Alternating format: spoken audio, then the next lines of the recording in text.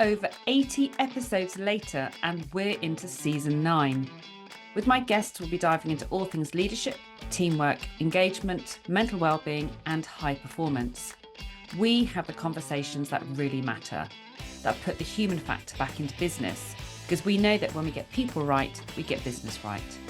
If you want to find out more about how to develop an experience that brings out the best in people, get in touch. I'm your host, Lisa, psychologist and psychotherapist and founder of It's Time for Change. Thank you for joining me on Beyond the Water Cooler.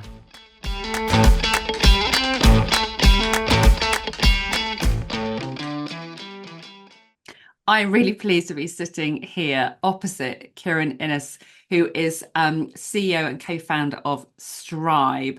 And we have already been discussing what we drink when we go to the gym. Kieran has promised me that he's going to go and do some weights tomorrow evening, and I'm going to hold him accountable for that. And he's promised me he's not drinking pee. He's actually drinking orange squash.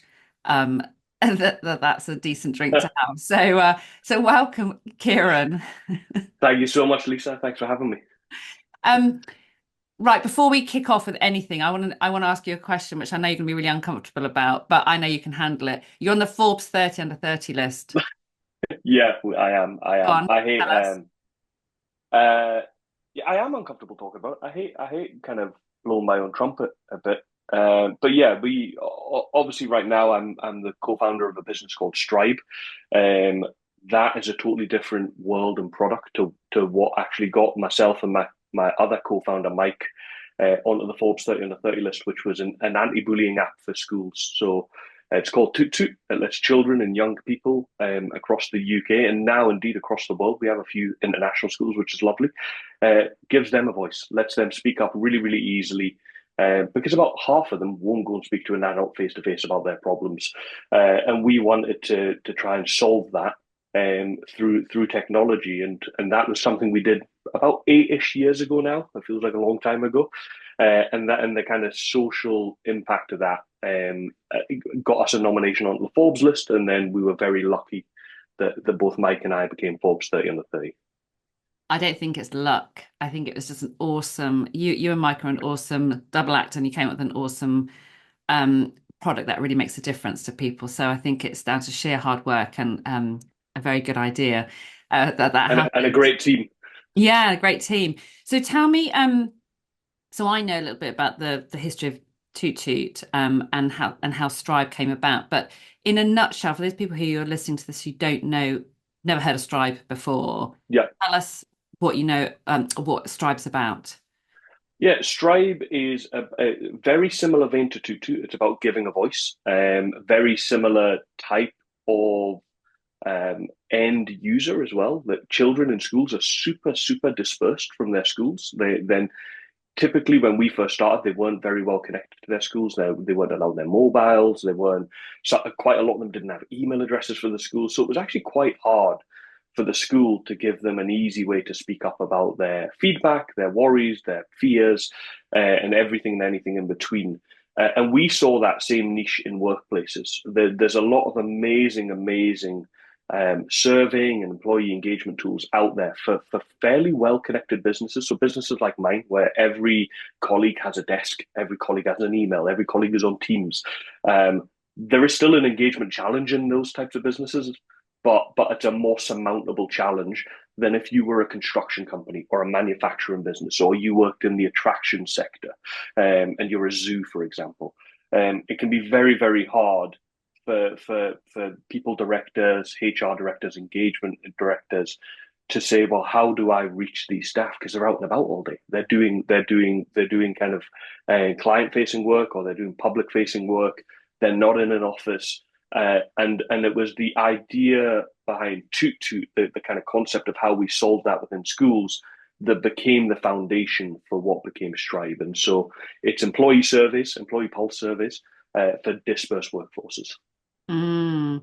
And we'll hear, I think, as we go through this conversation, a bit more about how that's brought to life in terms of some examples, because it's when people hear surveys, a lot of people think a certain thing about surveys, Yeah, and Stripe's very different to that.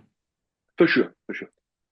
So you and I have got a whole heap of things that we could talk about, but we decided that because November is Men's Health Awareness Month, that we would talk around something to do with men and actually about them having a voice and being able to speak up about, I guess, what's going on for them, but also to join the conversation with what's going on for other people. So although this has come about because of November's theme, actually it's something that's relevant for the whole year. It permeates across everything, but that's what we're going to focus on today. So we are both super passionate about giving people a voice.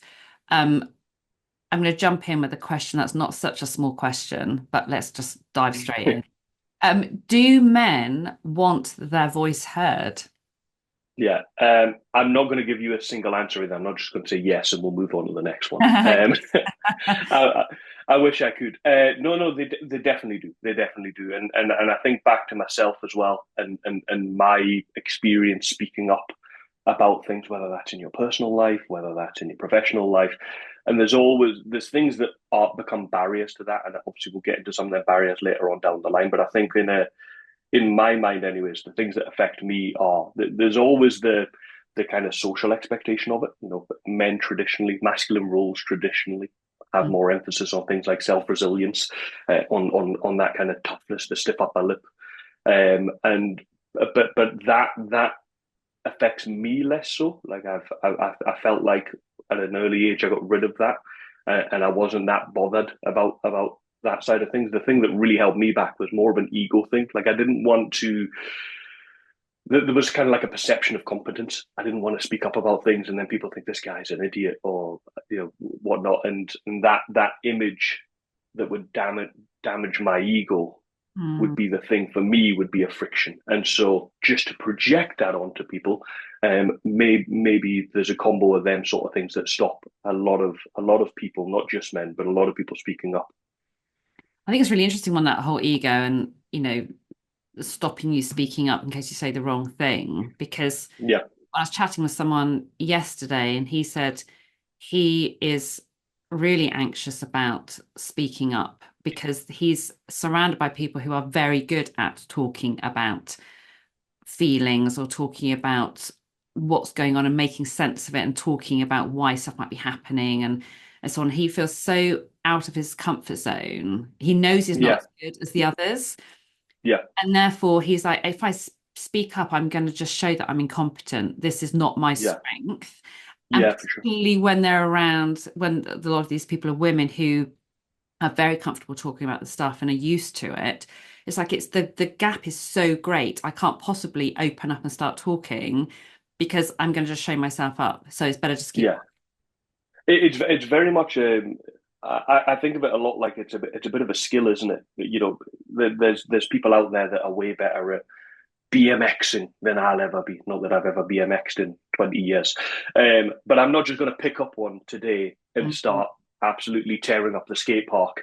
I'm going to pick one up and I'm going to fall over not quite far down the line. And I guess that's where there's a lot of things that we can do to make sure that people feel comfortable speaking up and give them that safety net that they can grow and learn from it because they're not going to be experts at it on day one.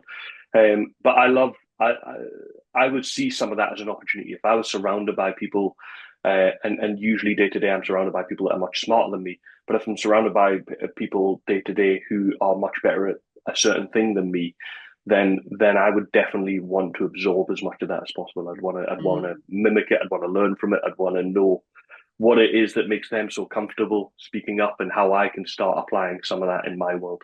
Yeah. And I think also, that whole ego thing that can keep some people, and actually even that word ego is people Yeah, think that's quite a negative term, but actually it's about self-preservation, isn't it? It's about like I yeah, yeah, want to show myself up. And another client of mine yesterday was telling me about his experience of a friend of his thanking him for asking him and being curious and talking about they're talking about gender and sexuality and so on because he has a trans friend and he's like no one would talk about this stuff, No one will talk Yeah, about it with me. And he said, you're the only person who will talk about the stuff with me. And I really appreciate that. And again, yeah, it's if there's a subject that's seen as a bit tricky, I might say the wrong thing. yeah, Um, I'm not sure how to, if it's okay to say this or not say this, then I better not say anything at all. And of course, it just means all these kind of walls go up. And yeah. this guy was actively saying, I just want to talk about what's a major part of my life with my friends, and no one has the courage to do it. Yeah, for sure, for sure. There's a ton of them things, though, isn't there, that just get in the way of people speaking up.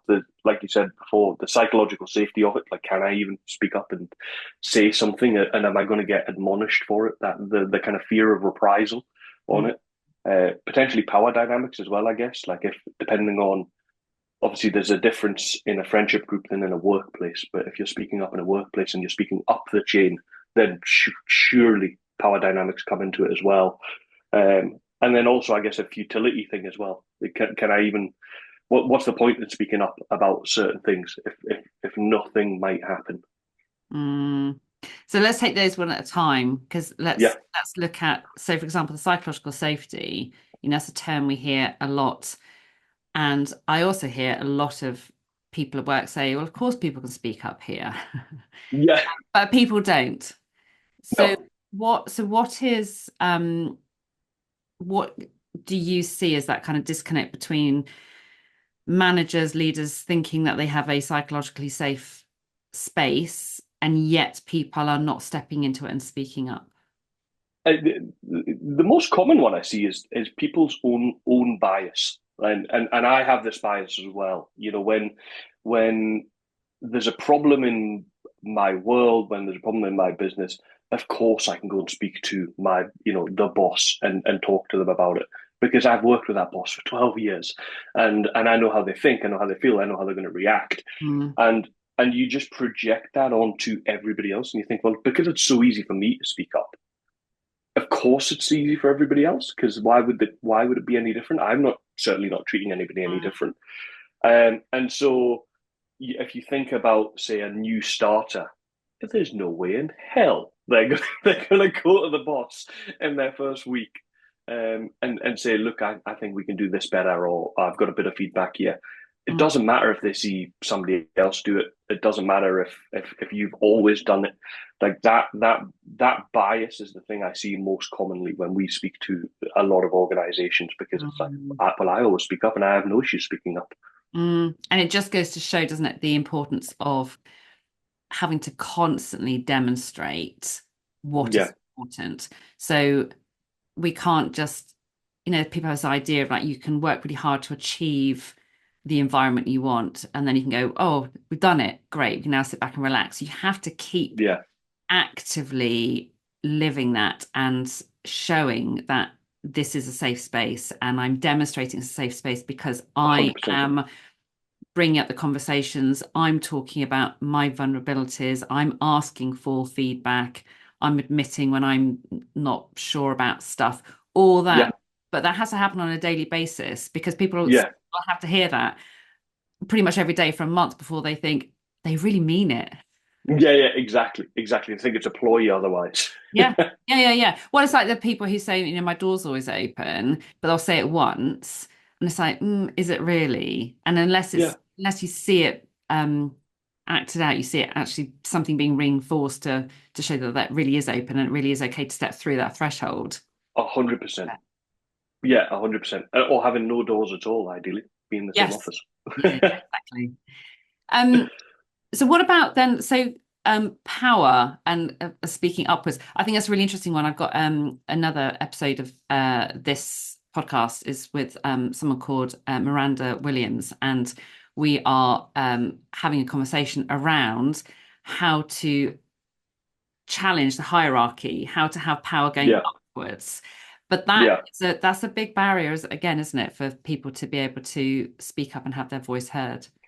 Yeah, and I think that one is also linked to psychological safety, because you're not power dynamics always come into, especially in a workplace. There will also be them in a friendship group as well, I guess. But in a workplace, if you're wanting to speak up about something that's not going right, and that potentially falls on your head, Like, are you going to be more likely to just keep that to yourself or to just sweep it under the rug? And why would you even think about doing that? Well, you think about doing that because actually you've seen in the past that when somebody did speak up about something, rather than them getting a kind of pat on the back for talking about it and the business demonstrating that they're going to solve that problem, instead what happened was there was finger pointing, and so that lack of psychological safety exacerbates the power dynamic aspect, I think, a lot. And also, it just comes back to kind of societal norms. You know, if somebody's your boss, regardless of whether you've seen how they react to things or not, a lot of people take that hierarchy for gospel, Mm. rightly or wrongly, and they say, "Well, of course, I can't speak up. It's it's the boss at the end of the day." They'll want me to just deal with this myself and try and get it sorted, which is obviously not the right thing to do. Mm. Yeah, I think it's it's that interesting stance that some companies are taking where if they've got a boss who is shutting down the ability for people to have conversation, then that needs to be dealt with. But that's just not happening enough. There's some companies are very open about saying um, this person isn't great for our business in terms of the people side.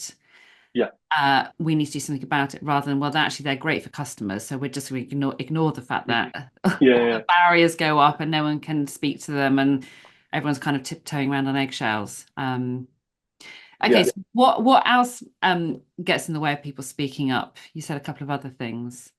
Futility is probably the other one. What is the point? And that is, whenever we work with organisations, the biggest driver of engagement is showing people what you're doing about the feedback, helping people feel heard. There's no point just canvassing for ideas, canvassing for feedback, canvassing for thoughts, if that then goes into some black hole somewhere Mm, and never comes out. And it might go in there for lots of different reasons. It might not come out for lots of different reasons. It might just be that there's lots of feedback on lots of different topics. It takes a long time to try and wade through it all. It might be that there are challenges disseminating that down to the people who we want to make the action plans and the decisions. And so all of this adds up. In no way is some of it malicious, but it all adds up to a world where the perception from the person giving you the feedback is that nothing got done the last time they did it. So what's the point in speaking up this time? yeah. And that futility becomes a huge amount of inertia for Mm. any other feedback they give in the future. And I think that goes back to then the really important question about why are we getting this feedback? Because I think a lot of people almost just go through motions of getting feedback and not having a clear plan of what to do with it, or they'll have a clear plan, but then if the feedback doesn't look A great, line. they Yeah, won't do anything with it. And I think it's that, asking why are you getting feedback? What do you want for sure. to happen as a result of getting feedback? And if that can be really clearly mapped out in a way Yeah, that everybody is clear about that, and regardless of what the feedback says, we are still sticking with our plan. yeah, We might have to think about how we're communicating it, but we still need to communicate it, and it still needs to lead to positive change yeah. that can help hold people to account. Otherwise, as you say, it's too easy just to dismiss. It also helps you get the feedback in the first place because that context is mega important. If you can give that context to people before a survey goes out or before a session in an office or a town hall or however you want to grab that feedback, it doesn't have to be a survey. Mm, But you can tell them, "Hey team, this is why we're doing this. This is what we plan on doing with some of this feedback." And this is when we're thinking of not only gathering the feedback, but this is when we're thinking of following up on it. Them sort of things, that context allows people to get rid of other reasons why they might not respond. Like they might think, well, this is just this survey is not for me, or this session with the leadership team is not for me. It doesn't apply to my role, so I'm just not going to go along. And they thought that because they didn't have context on what the wider reason was behind that feedback session, mm, or that feedback exercise. And if they have that, they can then make a decision to say, you know what, I am going to participate. mm. And I guess there's also the whole, um, there's a people might think it's pointless engaging with a survey because it's like nothing's going to happen with it. And on Mm-hmm. the other side, when people do something with a survey, you can often have the people who are the managers, the leaders, who are actually they're the ones who are quite anxious about what to do with it because actually it's going to point the finger at me. I've got to take Yeah, responsibility for doing something with the data I see. And that can be a stumbling block, can't it? Where people will end up um, either not doing the survey at all or getting feedback at all because actually I don't really want to know what's yeah, going on here. I'm quite happy at just sitting just underneath the carpet. Or yeah, if it's, if everyone suddenly knows about the stuff, I could be exposed, I could be vulnerable, I could be then, yeah, even if it's not my problem, I've still got to do something with it. And that can just stop everyone's voices. yeah. And also it distracts what it is you're trying to achieve. We've seen it before where you have a world where managers, they get the feedback back, and naturally there are some managers that have great feedback, and there are some managers that have things that they need to work on with their team. And rather than using that as kind of in line with the context we just gave and galvanizing them to action plan, they instead want to kind of put the brakes on a second and then do a bit of a post-mortem on it. Like, why is this feedback the way it is? And Yeah. try and almost kind of uncover who was giving the feedback in a Yes. way, rather than focus, which is not in any way important. The thing that's important is this is the feedback. This is how people feel. They Mm, felt like this before you knew about it. Now you know about it. It's an opportunity mm. to do something about it. And taking it away from surveys again and just thinking about actually, if someone's wanting, if someone's wanting others to do a survey, then we've got to be very clear about the why and what's going to happen with the For data sure. and so on. But if they're not doing a survey and we're wanting people to speak up and, it's about creating that psychological safety, so demonstrating that no one's going to be judged and so on. But I think it's Yeah. also about giving individuals the skills. So just thinking again back to some of the men who have spoken to me recently saying they feel they don't have the vocabulary, they don't know how to join the conversation talking about whatever subject or talking about Yeah. feelings. It's about giving people the vocabulary or the language or um, I guess educating them, developing their confidence in terms of how to just have the conversation Yeah. and to be okay with differences of opinion. So Yeah. difference of opinion, and this goes back to the guy I was talking to yesterday about his friend's identity. Actually, a difference of opinion is fine. We're all entitled to different opinions. It doesn't mean, because people think difference of opinion, that's conflict, that's aggression, that's us all Yeah. falling Yeah. out. And it's like, whoa, whoa, whoa, hang on, we're just being very respectable, having Yeah. just exploring different viewpoints. Yeah, difference of opinion. It's good academic rigor.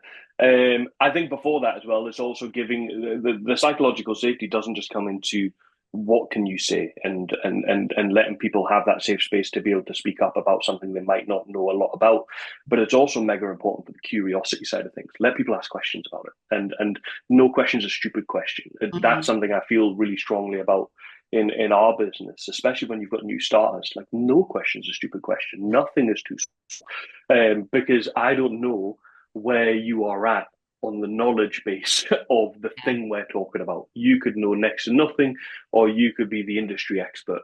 And so by having them questions, it also helps us align more of that context behind what we're talking about. And then that should then allow you to then speak up more confidently because you've been offered that opportunity to probe into it a bit more.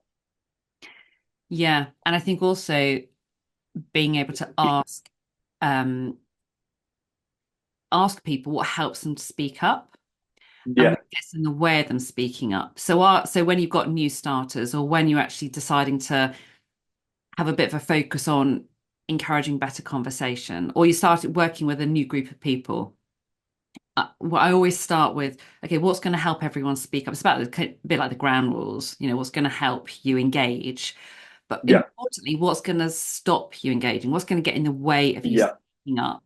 And when people identify someone's just staring at me, or someone rolls their eyes, or someone, actually what's going to get in the way of me being able to speak up? And it might be my thing, my imposter syndrome. I've got this voice going in my yeah, head. So identifying what gets in the way and then actually talking about what do I need in order to help me get over those barriers. Because if I Yeah, identify what I need from other people, which might be yeah, about asking me direct, if it's my imposter syndrome, so no one else is doing anything to block me, it's me blocking me.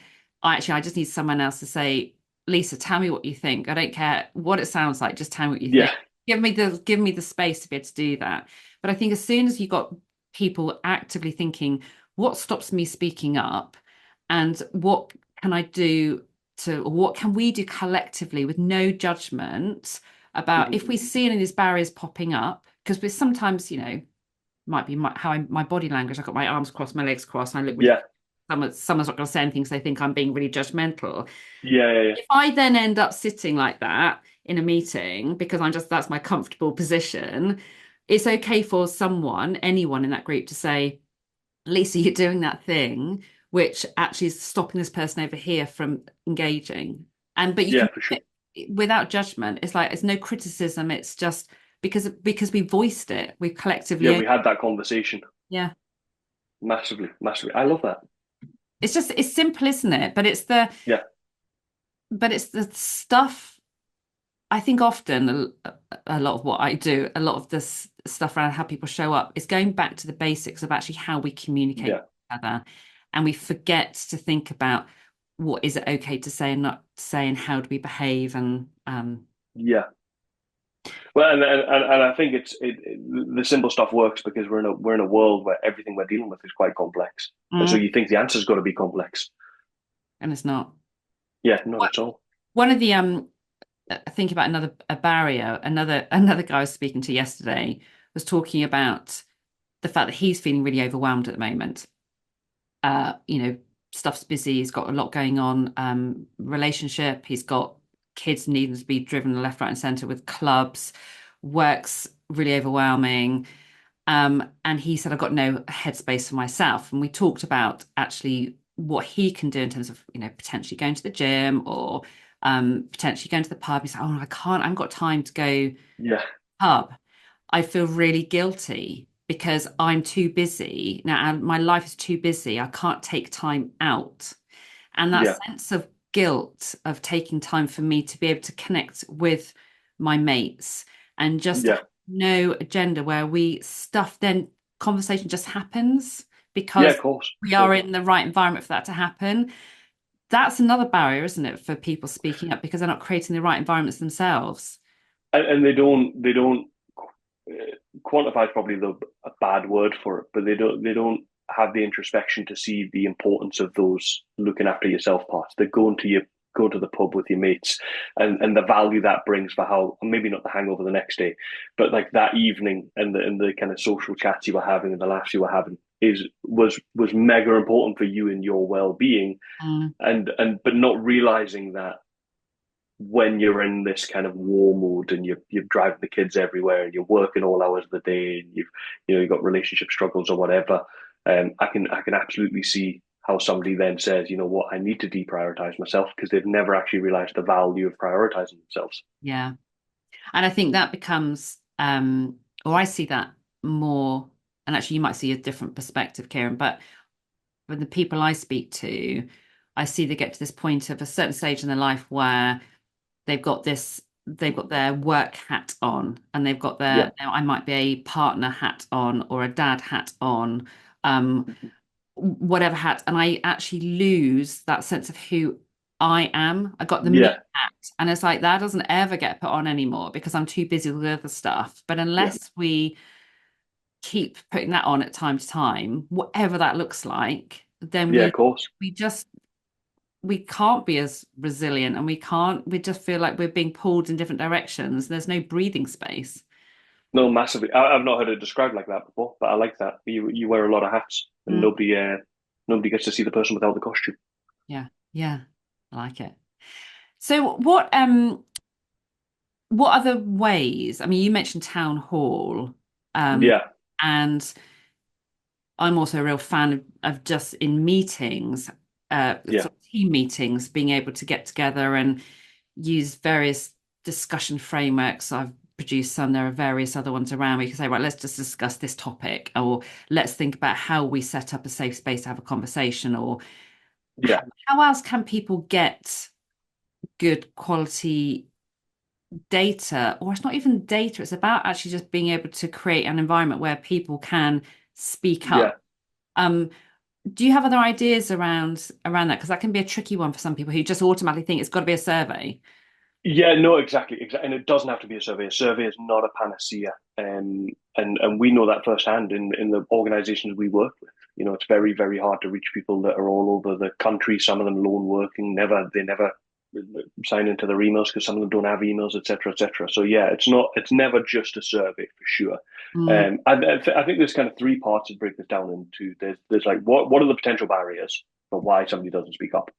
What are the multiple ideas you can have around giving people a channel to speak up on? And I've touched on some already, like town mm, halls.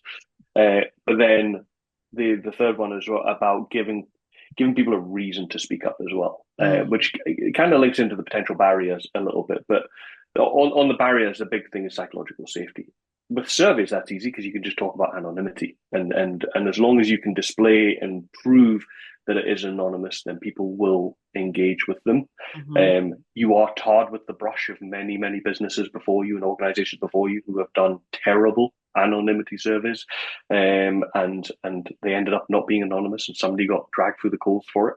And mm, so that is an uphill battle to try and convince people that the next one you're doing is really anonymous and you're not like those other organizations. mm, Um, that part of it is fatigue, like when if you've got all of these various different ways of reaching people and getting their feedback. Sometimes people can be knackered from it. Like, what is it? I've just give some feedback last week on a survey. Now I'm being asked for something in this town hall, and just it's just a constant barrage. And part of that comes into that conversation we had earlier about giving people context why, and it'll also come into the bit I'll talk about in a sec about building engagement over time, because that really helps try and dispel fatigue. mm. Um, time is a big one. Like, people are busy. We just talked about it before. That chap, he's all over the shop. Yeah. Um, does he really have time to sit down in a one-on-one with his manager, or come visit a town hall when he's got a project burning at work, or Mm, answer that survey that came in on a Friday afternoon when he just needs to go back home to take the kids mm, to scouts? Like, there's if that time is not afforded to that person, they mm, might not engage with it, and that's a deliberate thing we need to do as well. It's not just saying, well, we'll throw that into their camp and hope that they find 5 minutes to do it, but maybe actually carving out time to do these things. So actually having a block on meetings if you're doing a town hall, or having a block on um, Friday afternoon if you're doing a survey or something. The irrelevance conversation we talked about earlier, that's a big barrier. Like, this survey, this town hall, this one-on-one, this get together as a team in a group, this Slack channel, this Teams channel, none of it applies to me, and so I'm not going to engage with it as well. And I think if we can again share some of that context, then we'll win back some of that relevance to mm, people, because they'll understand where they're best placed to engage. And in terms of the multiple ways, yeah, the ones that we see that work very very well, we things like town halls are really good, especially if you've got a really dispersed workforce. So making management visible, making senior leadership visible. There's the whole kind of lunch with the CEO, etc. We've seen before, where again that person's in an office, every single day. They're locked away. It's very hard to go over that threshold.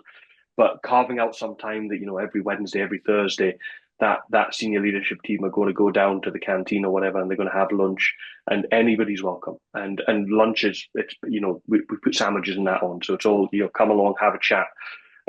Your regular one-to-ones, your line management stuff as well, having that as an opportunity for people to speak up.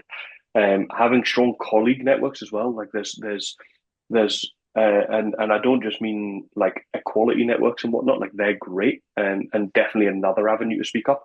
But colleague networks, in terms of if me and you work together, Lisa, and I see you're way more comfortable speaking to the boss about an issue. Just opening. Let's use that relationship. Like, can I give you my feedback? yeah. Because you're way better placed. You're way more easily able to go and have that conversation, and the ear of that line manager or that boss. So when you kind of factor that all in, you end up with multiple channels. We ourselves in the business, we obviously have our one-to-ones, but we also do things like Slack channels.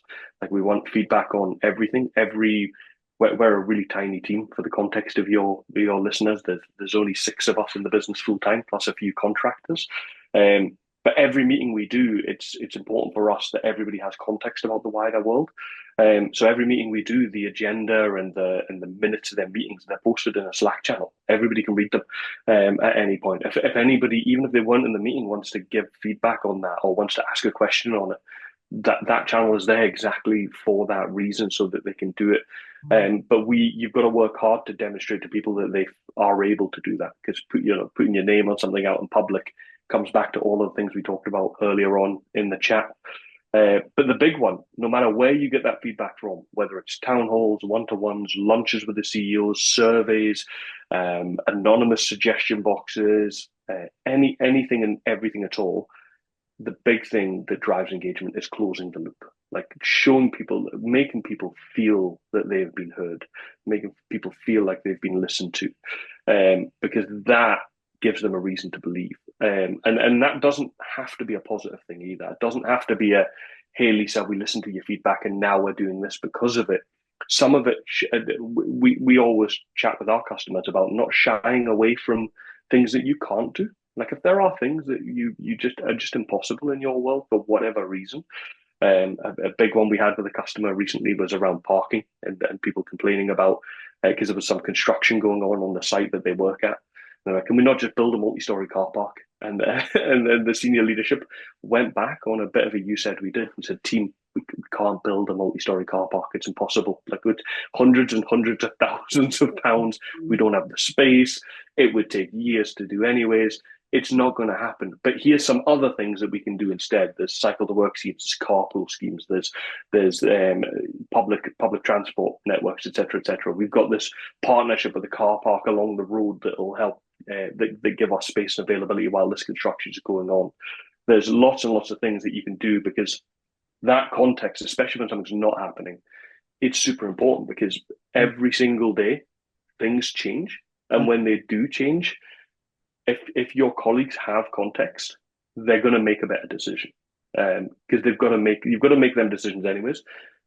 By not giving them context on things, they're going to be blind, and they're going to make potentially a wrong decision or a different decision to what they would have made had they known something else.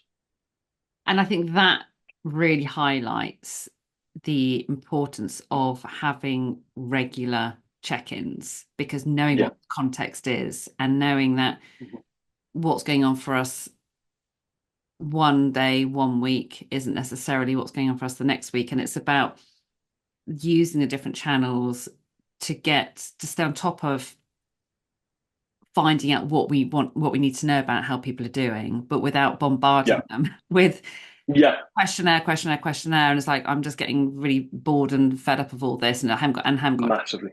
The time bit I think was really interesting. It reminded me of someone an MD who used to come along. She was on one of the leadership labs that I run with Jem Ellison.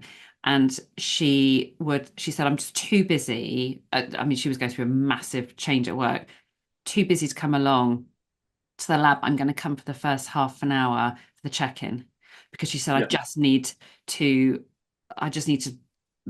vent. I just need to share what's going on for me right now, and just know that it will be heard. I'll receive some care, I know it's an empathetic group. Some people will probably give me some really good suggestions of what I can go and do and think about it. And actually, every time she said, I'm not going to stay, she stayed for the whole thing, because she was getting feedback from the group, which was about that you're not on your own in this tricky place.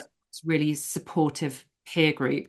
And I think the reason that came to mind is because the time thing is something that's such a barrier for so many people, for so many things. But actually, when it's something we value and we know that we get something from it, either just in that moment, or we know something positive can come as a result of us opening up, it helps us protect it.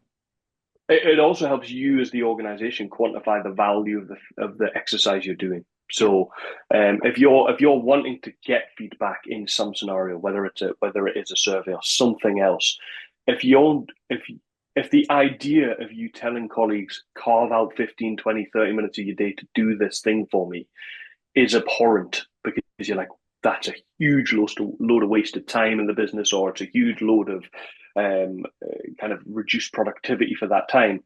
Well, then at that point, that means that you're putting less value on getting that feedback, which means actually, do you need to realign what it is? Like, why are we even doing this in the first place? Mm. And thinking about what it is you want to achieve, because that value, it sounds like if you were going down that route, it should be valuable to you, it should be important. And if you were to quantify that value, is it worth 10, 15 minutes of your colleagues' time to give you that info and that slight reduced productivity in that time? Because if it's not, then maybe you need to reevaluate why you were doing it in the first place. Brilliant point. Yeah. Question for you about surveys being anonymous. Yeah. So if and again, comes back to something I've heard people say, well, it's all very well having anonymous data, but then how do we know where in an organization the problem is, or Yeah. who has that particular challenge, so that we know where to allocate our limited resources? So Yeah, it's how help me work that one out. it is probably the biggest challenge we and every other provider of anonymous service comes up against is the road towards today's anonymous service, like Stripe's ones, for example, have been paved and raised and burned to the ground by terrible, terrible surveys in the past that said they were anonymous, and then you get a knock on the door saying, Kieran, why did you say this in Yeah, your yeah, survey? And you say, hold on a second, I was told this was anonymous. And that baggage that people have is right to carry, by the way, or 100%. If somebody says that something was anonymous and they don't, then that trust for me is Mm, you've absolutely killed it. mm, But that baggage is something you're up against, even when you want to do it the right way. Even if you've never not done anonymous service in your organization, you're going to have people in your organization who have worked elsewhere, and elsewhere they've got that baggage because they were told it was, and they've all heard horror stories about times it wasn't.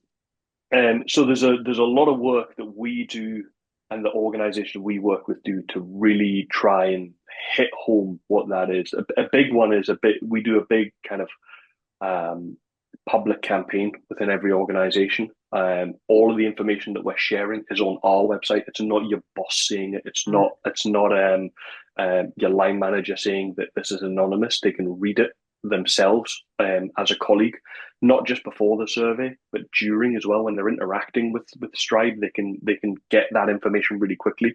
They mm, can understand not just that it's vapid, it's a single line that says it's anonymous, but actually we let you go into the weeds. Like, here's how we make it anonymous. mm, I'll touch on that in a second. And here's what we share with your organization. Here's importantly what we don't, mm, and here's what it looks like. Like, have a gander yourself. mm, If you don't believe us.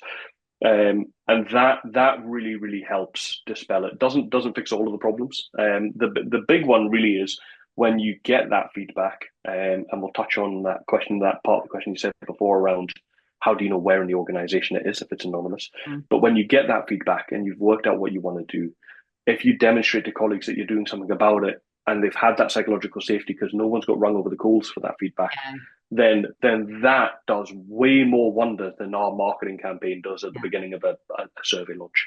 yeah. Because people believe that then because they've seen it with their own eyes that the Mm, organization has listened. How we get the info, it's on the face of it, it sounds really simple. We hook into HR systems, so we know tons and tons of segment data about every single employee. So things like, when did they start at the organization? When were they born? So we know what age bracket they're in. We know their length of service, their gender, what team they work in, what directorate they may be in, maybe what office they're in if you're multiple offices, that sort of thing, and amongst many other bits of data. But importantly, we never show all of that. Like, that's just context that the machine that is Stribe has when it is crafting the survey analysis.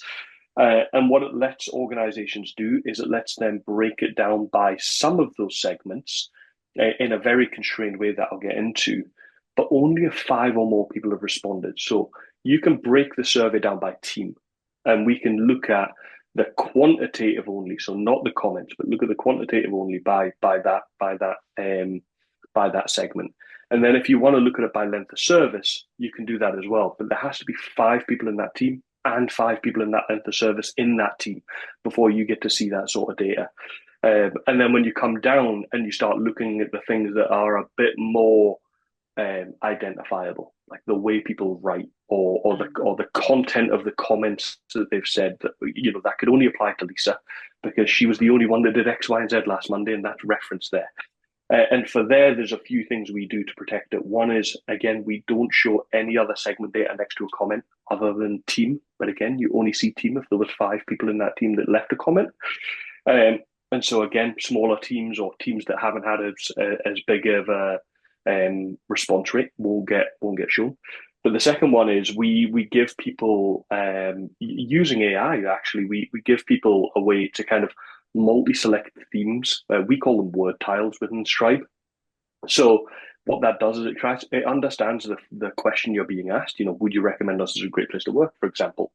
And rather than going in there and typing in the box something like, yeah, this is amazing, my manager's top, and you're the only person in the world that says the word top to say good, so they know it's Kieran.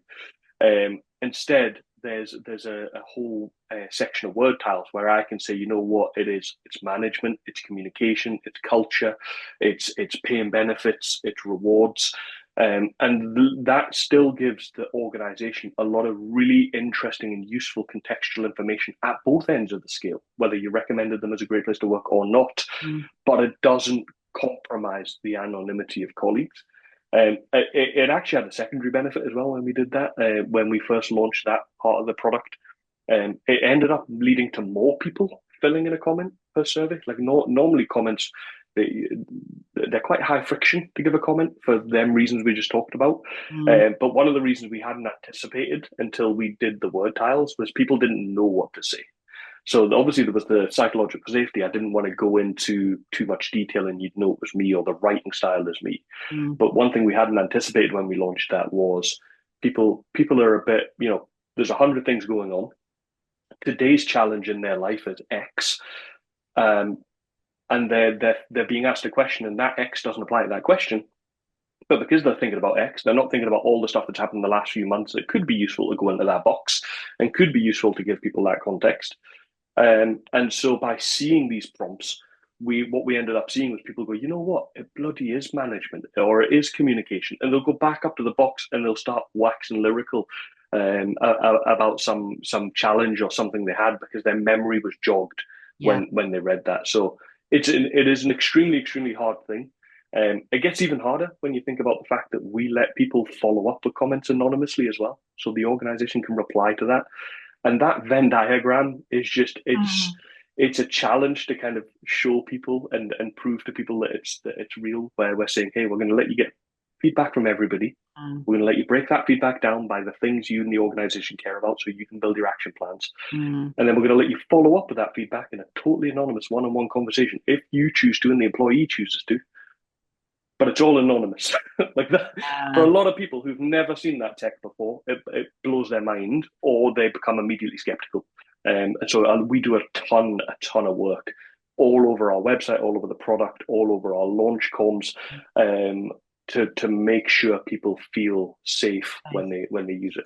And I think that's an underlying theme, isn't it? I think that sense of being safe, feeling safe, and knowing that you can engage with something and it feels safe. And it reminds me of something you were saying actually before we hit record around people being able to access a therapist or being able to access a one-to-one person being able to offer a little bit of support just to kind of almost dip your toe in the water to see what it's like. And then people can choose to take that beyond that anonymous engagement to see someone face to face.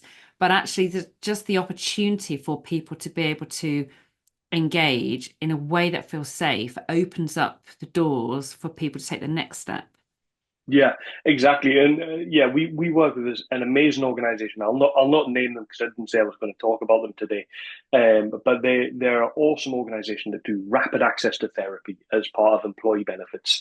But as we talked about before the call, there's a tons of barriers to Mm. therapy. There's the unknown, like how do I even approach this? What are we going to talk? What does a session look like? What are we going to talk about? Am I going to have to come in thinking about stuff that happened 20, 30, 40 years ago and go right into the deep end? Did we just build a rapport first? Is that going to waste my time that we just sat for an hour and I'm just chatting about bugger all? Yeah. And so that's not even including things like you're not anonymous when you sat on a chair in front of a therapist. So you need to really come forward and whatnot. And that stigma behind that potentially, or that worry about putting your head above the parapet, there's tons and tons of barriers, and they recognize this too. And one of the things they did with their work with us is they use a version of Stribe for themselves to say to employees, "Hey, we know this is a huge step for you to come and speak to therapists and have a session or multiple sessions. So instead, what we're going to do is a part of Stribe is the anonymous messenger. You don't have to use surveys. So what they do is they use that side of the product where they say to colleagues, you can come on to our version of Stribe and you can talk to a qualified therapist on the other end of this anonymous messenger. So to them, it's like an anonymous WhatsApp almost, and so they can have that bit of back and forth at a time that's convenient for them, about a subject that's convenient for them, dipping their toe in the water. And what they've seen is that kind of dispels a lot of barriers and a lot of the unknown, and Mm. shows people, oh, that wasn't actually that big a deal when I started speaking to Lisa on the other side.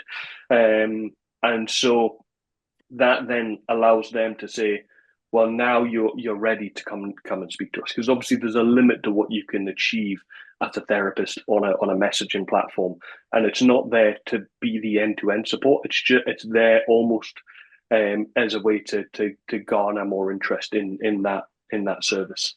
Mm. Brilliant. I really like that. And I think it's about finding those ways, isn't it, of enabling people to engage because Yeah, there's also that view that people who don't speak up when they're given an opportunity. So it's not about the opportunity might not be right. It's like I've given them an yeah, opportunity, they haven't spoken up, and therefore they must all be happy. They must all be quite yeah, yeah, content, or they just don't care. In which case, yeah, not bothered anyway. There's people are very good at kind of excusing other people's behaviors without actually thinking why are they not yeah. engaging or giving the feedback. Yeah, yeah, exactly. And there's a load of we see that quite a bit when you work with an organization for quite some time and you get response rates that go higher and higher and higher in something like a survey. Um, there's still that underlying, why did that 10, 15, 20% of people, why did they not respond? What's going on there? Mm. And there's some of it we've touched on already. We've touched on the fear of repercussions. We've touched on the irrelevance, the power dynamics. We've touched on the psychological safety or the futility. Nothing ever gets done. But I feel like if you an organization who's getting up to them levels of response rates in the high 80s and 90s, you've probably overcome a lot of them to get the majority of people to that point. Mm. And so for some of there is some contentment for sure. There will be, like, some people will just be like, you know what, I don't feel like engaging with it because I'm just I'm absolutely sound. Part of it is absentees. You might be on holiday. You might be off ill, so you can't respond to it that way. There's lots of different reasons. Um, I don't think there's a disengagement there. I think what there is that people engage in their role in that type of organization when you've got really high response rates. What we tend to see is actually the vast majority are engaged. There will be pockets that aren't, but for the ones that are engaged but are still not going on the surveys, it's because for them, so we've talked about it before, surveys aren't a panacea. They don't fit everybody. There's accessibility challenges for some people. There's kind of tech challenges for some people in terms of their literacy of tech, and for others they're just more comfortable. You know what? I've got a one-on-one with Lisa on Friday. I'll wait until that and I'll bring it up there. And so again, for them, they feel like, well, it's just going to waste my time a second time to fill in this survey. So yeah, there's a multitude of reasons for it. that I think explain away why you're not getting, if you're a larger organization, why aren't we getting that whole 100? And I think that one's just an ego thing for businesses. When you're up at them high 80s and 90s, you've got a highly engaged workforce for sure. Yeah. So, Kieran, I'm aware of time. Honestly, I've got so much more that I could talk about with you. But for the sake of listeners who might have other things to perhaps be getting on with, what would be, for people listening to this, what would be your kind of key takeaways that you think, actually, I really love it if people would go and do this differently? I mean, whether they're a leader or not a leader, whether they're a guy or not a guy, like, what would be your kind of key takeaways? The one I think overarches everything is going to be close the feedback loop. Like whatever feedback that comes in, either act on it or be transparent about what isn't getting done. Give people that context. And that is in every medium or channel that you get that feedback in. Because if you can demonstrate to people that they are being heard, that's the single biggest driver I think you're going to see in your teams to future engagement, and it's also underpins everything else we talked about today. It underpins psychological safety because people start feeling like, oh, I can speak up a bit more. Nothing happened when I spoke up last time, etc., etc. Or I didn't see anything happen to colleagues who spoke up, even if I didn't. So I'm more likely to participate. It creates a little bit of fear of missing out. Like my voice wasn't heard on the last one, and now all this change has happened. Maybe I will, jump in on the next one. But yeah, I think if there was a single piece, it would be close the feedback loop, on whatever you do, and however that feedback comes in, one-on-ones, town halls, lunches with the SLT, surveys, anonymous feedback boxes, whatever you use, treat people like people, and I think you'll grow an amazing team. That's such a good place to end. Treat people like people. I like that.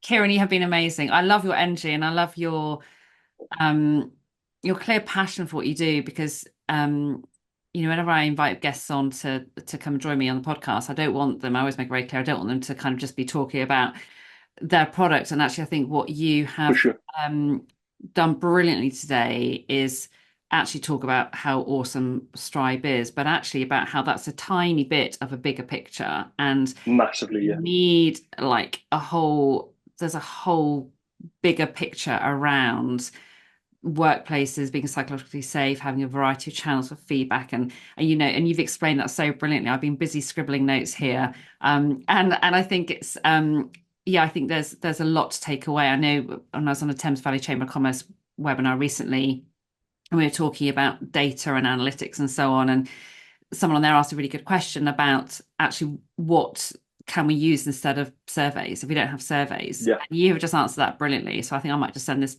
episode to them. Go for it. That's awesome. No, I've really enjoyed today. That's been awesome. Thank you. And we'll make sure that all your details are in the show notes, that people can get in touch with you directly if they want to just ask any more about anything you said today. So thank you very much. No, thank you as well. That's awesome. Cheers. Take care. What have you taken from that conversation to think about or do differently? How has that inspired you to develop practice to bring out the best in people, including yourself? This podcast gets more listeners when people like you give a thumbs up on Apple or wherever you listen, and especially if you leave a short review. So please help be part of the movement towards creating workplaces that really provide the best experience for their people. And do reach out to me directly to discuss your challenges at work and ideas for development. If we're not already acquainted on LinkedIn, let's connect. All the links you need are in the show notes. And if you join the club, you'll be the first to hear about relevant updates and free downloadable resources that are part of developing practice and performance. Thanks for joining me today.